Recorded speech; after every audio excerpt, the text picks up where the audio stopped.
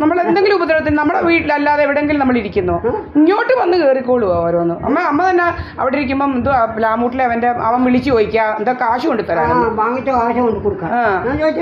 2020-ലോ 19-ലോ 20-ലാ ഞാൻ ചോദിച്ചു ഞാൻ എന്ന് പറഞ്ഞ് നിങ്ങളുടെ കാശ് വാങ്ങിക്കാന്ന് അപ്പൊ അനക്കമില്ല. ബ്ലീച്ചായി പോയി എന്നോട് ചോദിച്ചത്. കള്ളത്തെ ചോദിച്ചോണ്ട് വന്നാൽ എന്താ ഞാൻ കള്ളു കുടിച്ച് കിടക്കുമെന്നു. എനിക്കെന്താ ലക്കില്ലയോ? നിനക്ക് എന്തുവാ ഉദ്ദേശം നമ്മുടെ വസ്തുവകയൊക്കെ അടിച്ചു മാറ്റണമെന്നുള്ളത്. 146 സെന്റ് സ്ഥലം ഇവനൊക്കെ കൊടുക്കാനുള്ളതാണോ നമ്മുടേത്? മാറ്റല്ല. എന്റെ തന്തയൊക്കെ കഷ്ടപ്പെട്ടുണ്ടാക്കി തന്നതാ. എന്റെ തന്ത വായി നോക്കാൻ പോയി നടക്കുന്നവനുണ്ടായിരുന്നല്ലോ, അന്തസ്സായിട്ട് ജീവിച്ചാണ് എന്റെ അമ്മയൊക്കെ.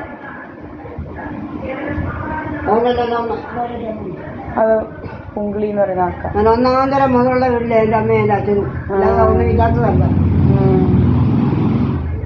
നല്ല ആഹാരം കഴിക്കാനായിട്ട് ഒരുങ്ങി കെട്ടിയൊന്നും എന്റെ അമ്മയൊന്നും എങ്ങും പോയിട്ടില്ല.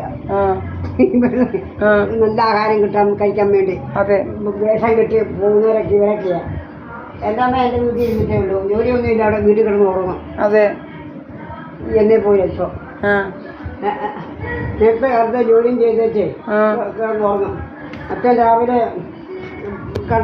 പറമ്പിലോട്ട് പോയിട്ട് രാവിലെ 9:30 ആകുമ്പോഴേ വീട്ടിൽ വരും. അത് കഴിഞ്ഞ് ഇവർ 4 മണിയാകുമ്പോഴേ പറമ്പിൽ പോകും. പറമ്പിൽ പോയി പറമ്പാക്കാൻ നോക്കും. പലർക്കും കളിക്കാനുണ്ട്, ഉച്ചയുടെ ജോലി വല്ലതും ഉണ്ട്, അത് ചെയ്തേച്ച് വീട്ടിൽ വന്നേ കുളിച്ച സന്ധ്യ ആകുന്നുണ്ടോ കുളിച്ച് വീട്ടിലിരിക്കും. എങ്ങും പോകാറില്ല. നല്ല കൃത്യനിഷ്ഠയായിട്ടാണ് ജീവിച്ചത് എല്ലാവരും. പണത്തേത് എന്തോ ഇത് നമ്മൾ നമ്മുടെ വീട്ടിലിരുന്നാലും ഇങ്ങോട്ട് കയറി പിടിക്കാൻ വരിക, നമ്മുടെ ക്യാമറ ഓഫാക്കുക നിരന്തരം.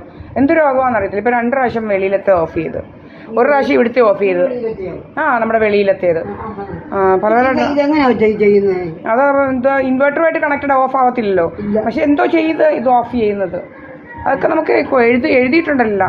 ഒന്നും പേടിക്കണ്ട. അത് കോടതി കൊടുക്കുമ്പോൾ അവർ പോലീസ് തീരുമാനിച്ചില്ലേ കോടതി തീരുമാനിക്കാനറിയാം. കോടതിക്കറിയാം.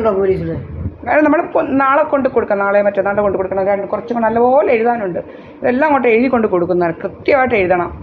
ഇങ്ങനെ അതുപോലെ ഈ നമ്മുടെ അനാവശ്യമായിട്ട് നമ്മുടെ കാശ് വാങ്ങിച്ചതൊക്കെ വരുത്താൻ നോക്കുക. ഇതൊക്കെ അനാവശ്യമൊക്കെ നിർത്തരുതോ?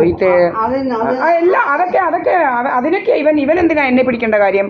എന്തോ കുഞ്ഞുമോനൊക്കെ എന്നെ അവിടെ എവിടെയും ഇതാക്കണ്ട. അവരുടെ വല്ല വീട്ടിലോട്ട് നമ്മൾ ഇന്നുവരെ പോയിട്ടുണ്ടോ, കയറിയിട്ടുണ്ടോ? ഇവൻ ഇങ്ങോട്ട് വന്നത് കൊണ്ടല്ലയോ നമ്മളിപ്പോൾ ഇവൻ്റെ പേര് പറയുന്നത്. ഇവൻ ഇതെല്ലാം ചെയ്തതാ, എന്നിട്ട് പോലും നമ്മൾ മിണ്ടുന്നില്ലായിരുന്നു. ഇവരുടെ കൂടെ ഒക്കെ കൂടേണ്ട കാര്യം എന്തോ? ഇവരുടെ കാര്യം എന്താ? ഇവർ പണമില്ലയോ?